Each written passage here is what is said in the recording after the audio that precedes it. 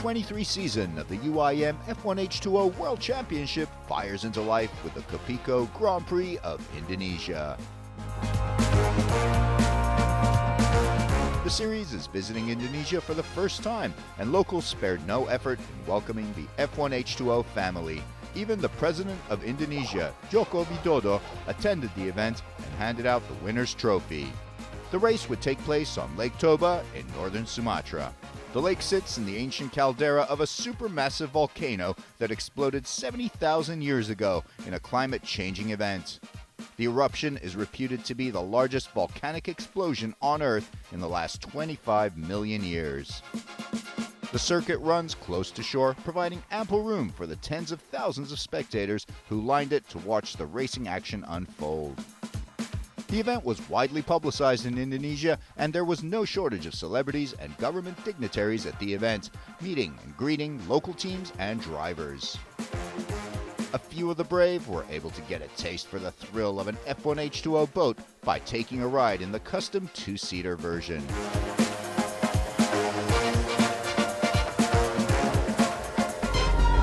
Such a good experience. Now let's take a look at what makes this class of F1 H2O boats special.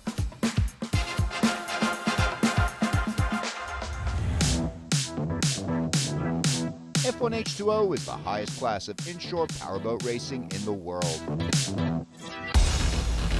These are single-seater catamarans, and all teams use a stock V6 two-stroke Mercury engine that can pump out almost 500 horsepower. The boats can reach speeds of nearly 250 kilometers per hour. Their ability for cornering is unrivaled. It is the absolute hardest thing in the world to drive consistently at a very high level. Every lap your life always is different. So the boat is changing the angles, the waves is different each single lap, the wind is never same, so it's always very challenging and also make it interesting. You go all over the world to different venues like we are in Lake Toba, and it's 900 meters above sea level on fresh water, and you got to control a boat that's 1,200 pounds that goes 140 miles an hour over the top of that water, and then switch it up and go to a river with completely different conditions and do the same thing. You know, I think new drivers, when they come in here, they have certain expectations how it will be, but for me, first time they hit the water and everybody is pushing, the reality hits you, how hard it's to push on the limit and try to stay close to the top guys. It's not like a fast car, it's fantastic. You fly on the straight and in the corners, and it's really tough to drive them in the speed that you do, so it's a fantastic feeling. You have to be at one with your boat. You have to really understand the mechanics. These things, while they're amazing, never drive perfect. Like, you get it where it's absolutely perfect, and all of a sudden the wind kicks up from one side and now it's a mess, and you got to figure out a way to make it work.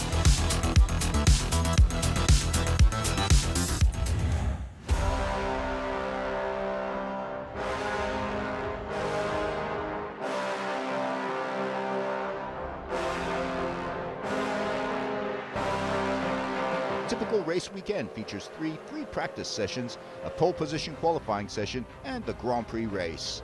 Teams and drivers have to methodically find the right combination of propellers, boat balance, and engine tuning to be the fastest out there and bring home the win. This year's championship has attracted 10 teams and 20 drivers from all over the world. The man to beat, 3-time defending world champion Sean Torrente of Team Abu Dhabi, which also won the team championship in 2022. After dominating most of the 2022 season, Torrente's hopes for his 3rd championship were dashed in the last race in Sharjah after a massive crash with his teammate Thani Al-Khamzi. Defending champion Jonas Anderson was on his way to a 2nd championship when his engine broke down and Torrente's luck turned around in the most dramatic fashion. Coming into the season with such a quick turnaround from winning the championship in Sharjah, you know, our goal as always is to win the first race and let's start out in front, which we've done for the last 4 years, and that's very difficult on its own.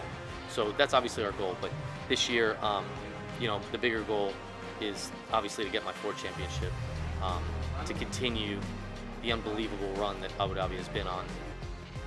Torrente's veteran teammate Emirati Thani Al-Khamzi also had a shot at the championship, but will have to go at it again this season. Team Team Sweden's Jonas Andersson doesn't have the might and resource of Team Abu Dhabi, but has shown he has the tenacity and craft to beat them.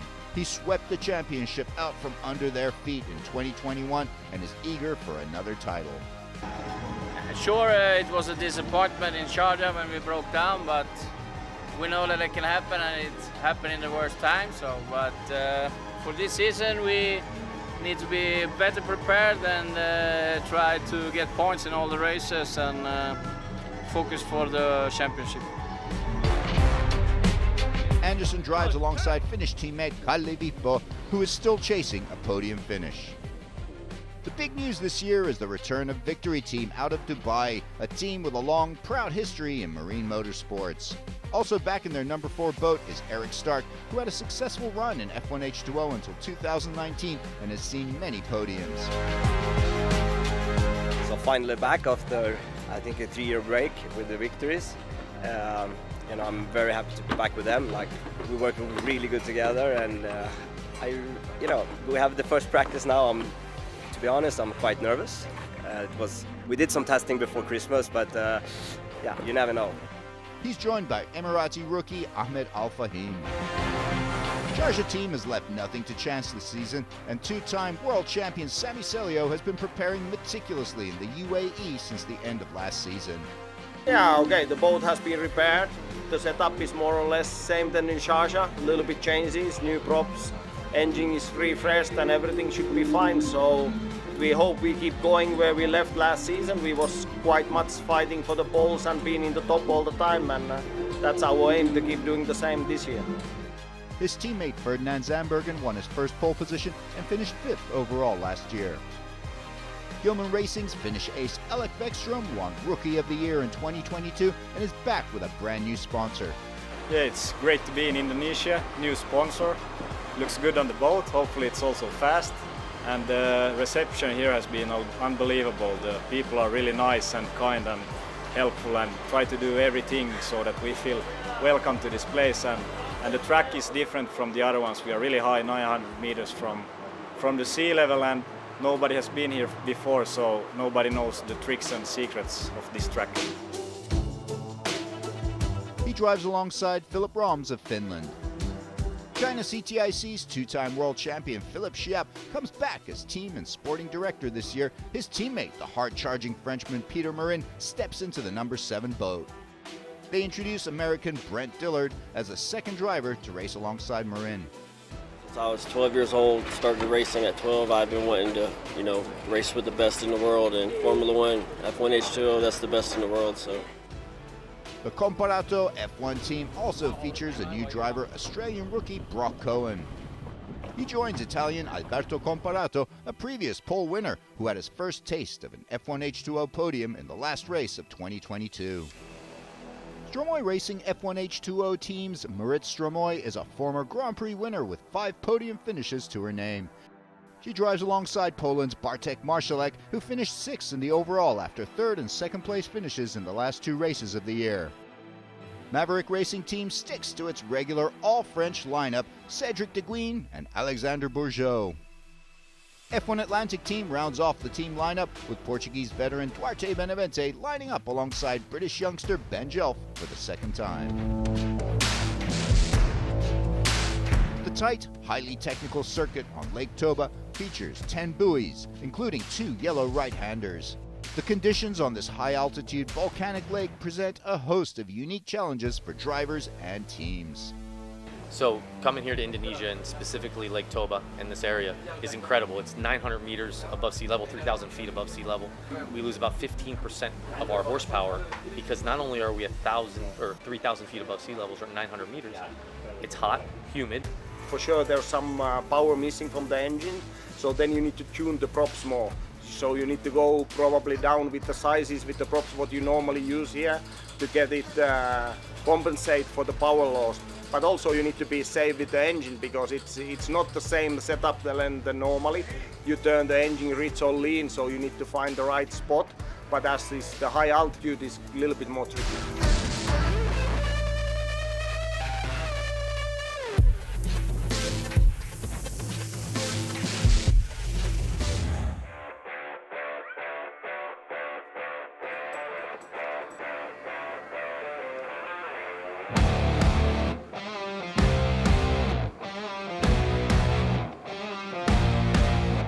first qualifier session of 2023 kicked off on a sunny, early race day morning.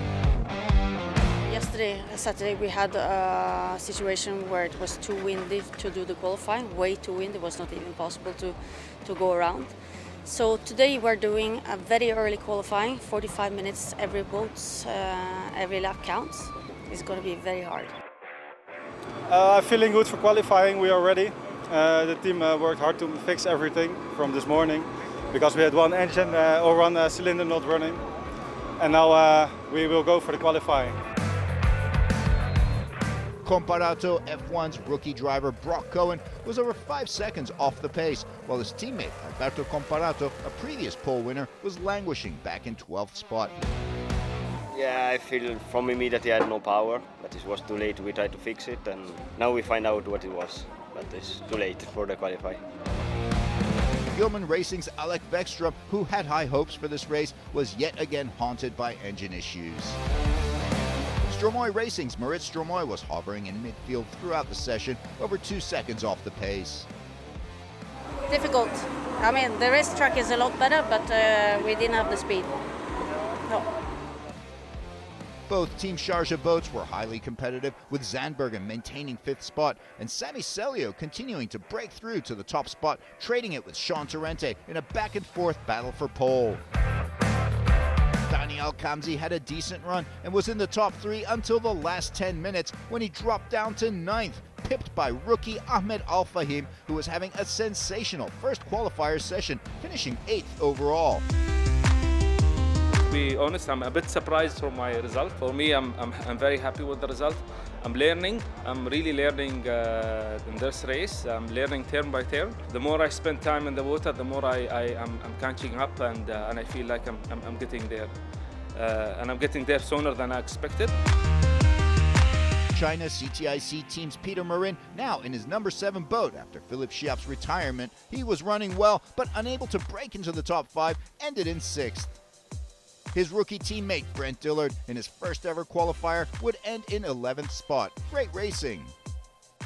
Kalle Vipo of Team Sweden was almost 5 seconds off the pace and would finish in 14th, while his teammate, last year's defending champion and multiple pole winner Jonas Andersson, was 5th. I'm quite happy to be 5, and if I had it for the practice, I mean, yesterday it would be a different story because the boat is very nice, but it was very different to drive. So.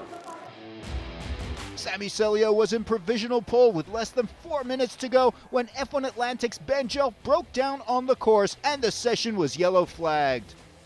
The officials added an extra 3 minutes to the race clock after the number 9 boat was towed off the course. The race was now in the final minutes. Victory Team's Eric Stark powered through the field and found clear water to set provisional pole. Yeah, I think in the end.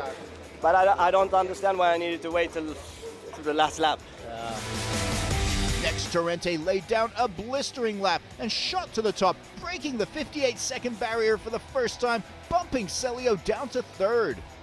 The checkered flag went up, but Bartek Marszalek was already on a hot lap, and the Polish ace delivered, nabbing 2nd spot behind Torrente and ahead of Eric Stark. The drama wasn't over. Sami Celio, who saw his pole position slip away in the final minutes, lodged a protest. The UIM officials later determined that Torrente had in fact missed a buoy during a warm-up lap, and his fastest lap was penalized, dropping him to 2nd. What a day for Bartek Marszalek, who wins his first ever pole position. The Polish ace is the man to beat.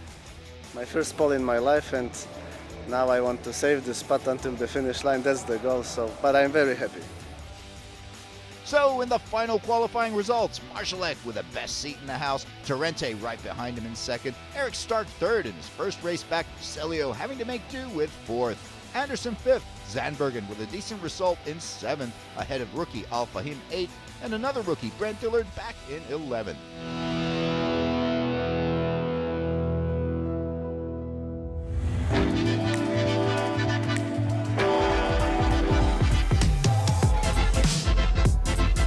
For the course of the race event, local organizers welcome the teams and drivers with a host of gala dinners and dazzling shows, introducing the riches of Indonesian culture.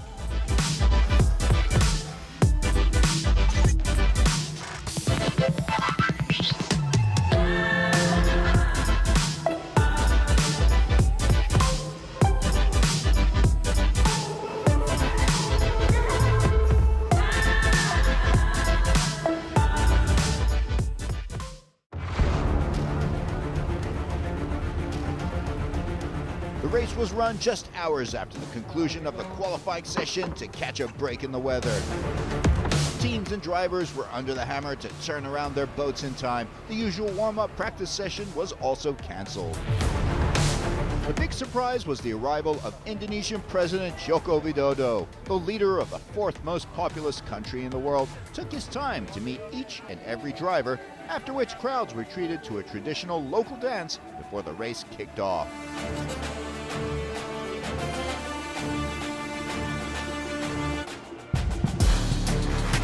Bartek Marszalek was about to embark on his first race start in pole position. Could he hold on with one of the toughest racers, Sean Torrente, on his heels?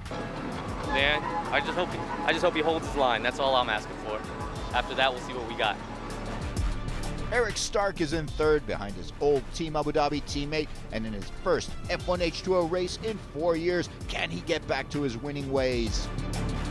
The starting grid, Celio is down in fourth, irritated at how his pole position had slipped away. Marin will be a danger to everyone ahead of him in sixth. Rookie Ahmed Al Fahim has a great start, starting in eighth, with another Emirati, veteran Al Kamzi, behind him in ninth. Alec Vekstrom in 16th, and we'll see if his engine is finally working or not.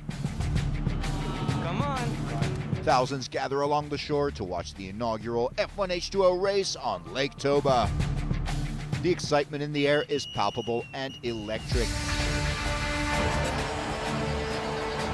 Just seconds to go now, and everyone holds their breath.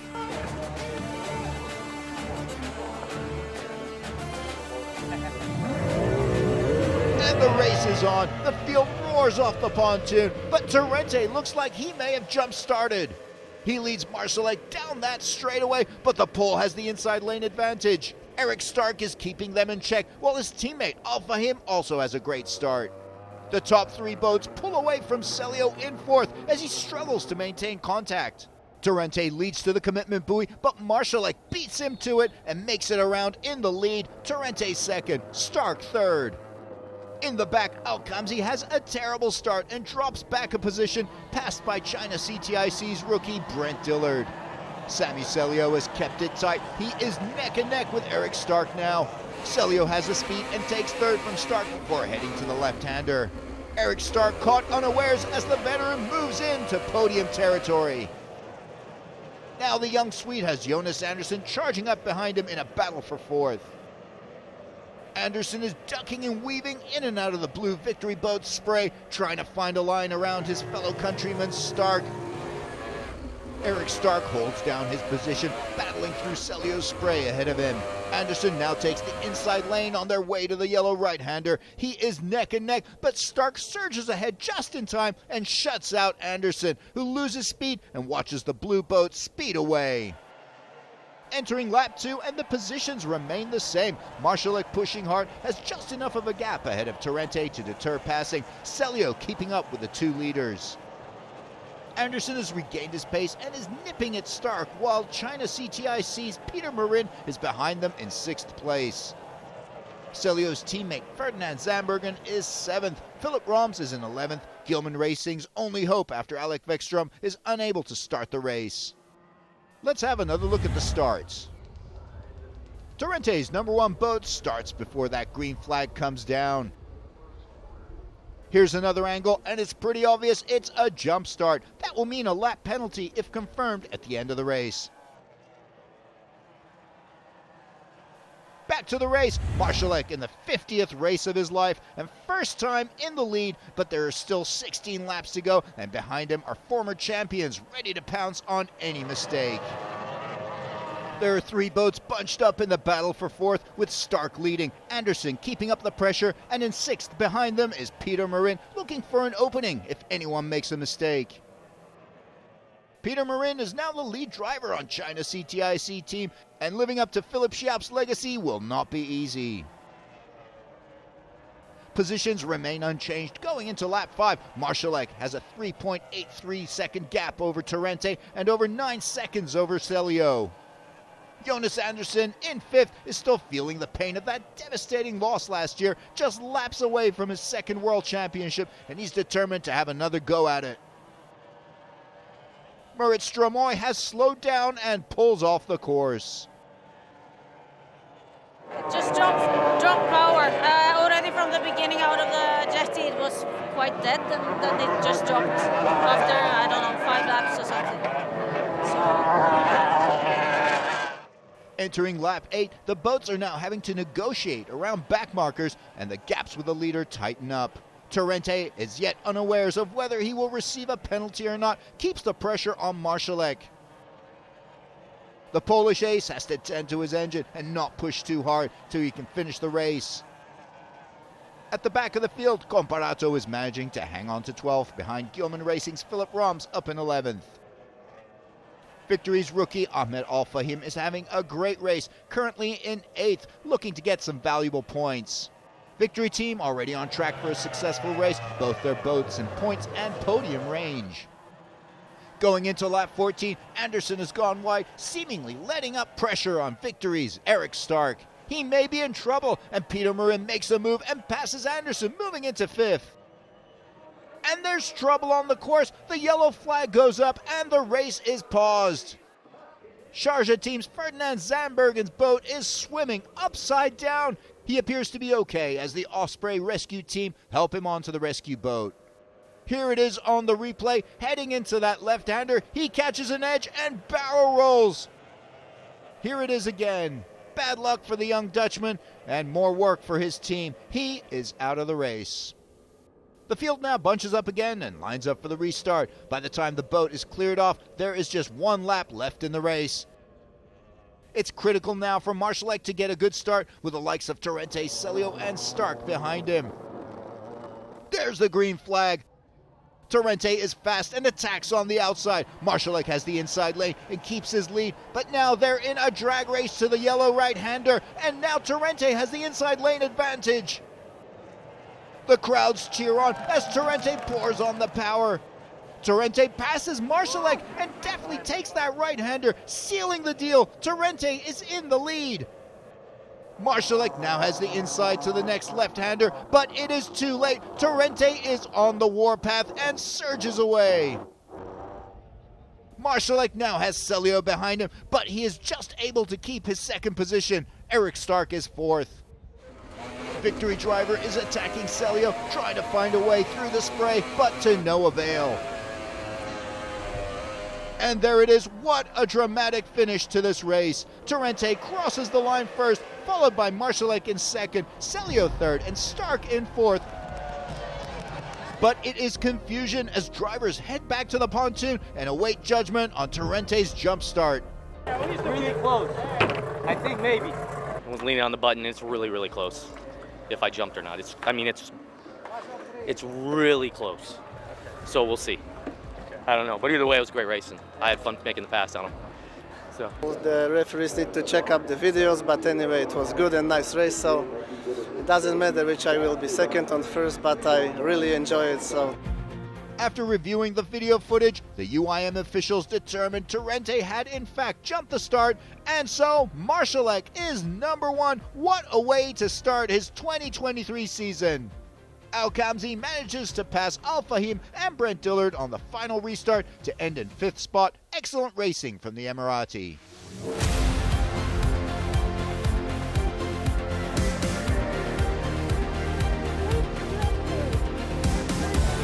Bartek Marszalek accepts the winner's trophy from the President of Indonesia. And what a moment for the Polish ace. In the overall World Championship standings, Stromoy Racing's Bartek Marszalek stands above the rest, now with a potential championship win in his sights. Sharjah team's Celio should be happy in 2nd, and Victory team is off to a solid start in their F1 H2O comeback. Being away for this long, I really love this, and I'm so glad to be back, and I'm glad to be back with Victory. And we were pushing, and in the end, it paid off. So, of course, we always aiming to win, but minimum target is to be at the podium, and we did it. So, very pleased. It's very, very nice. So it was realized of my dream. We need to push very hard for our goals in our lives. It will come sooner or later, but believe yourself. I'm very happy and grateful for all the people who give me opportunity to race in F1. Thank you. After the prize ceremony, the F1H2O World Championship flag was officially handed over to the hosts of Round 2 in the Chinese city of Zhengzhou. See you there in the next round for the UIM F1H2O World Championship.